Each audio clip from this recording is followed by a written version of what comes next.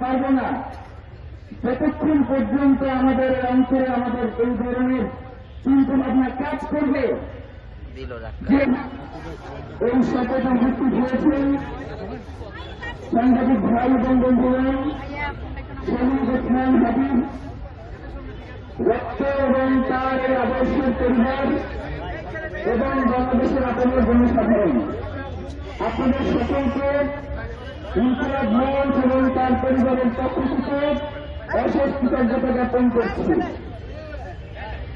মহান আল্লাহ রাব্বুল আলামিন বলেছেন,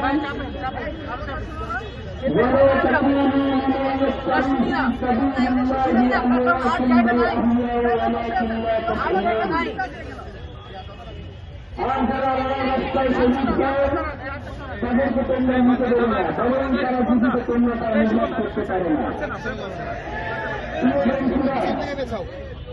আজকে শহীদ ওসমান হাবিব যিনি শাহাদাত বরণ করে আপনাদের পাশে শুয়ে আছেন, কিন্তু আপনারা যে এখানে চলে আসছেন, কেন চলে আসছেন? কারণ শহীদ ওসমান হাবিব যে আদর্শ, তার যে চিন্তা চেতনা, সেটা আপনার নিজস্ব যে সত্তা ছিল সেই সত্তাকে সরিয়ে দিয়েছে, সেইখানে স্থান করে দিয়েছে। আপনারা এখন প্রত্যেকেই একজন ওসমান হাবিব হয়ে এখানে চলে আসছেন। সুতরাং আল্লাহ সুবহানাহু ওয়া তাআলার যে বাণী যে তোমরা তাকে অনুভব করতে পারে না, সেই অনুভব না করেই আপনারা চলে এসছেন। প্রিয় বন্ধুগণ, শহীদ ওসমান হাবিব আপনারা অনেকেই তাকে 5ই আগস্টের পরে চিনেন।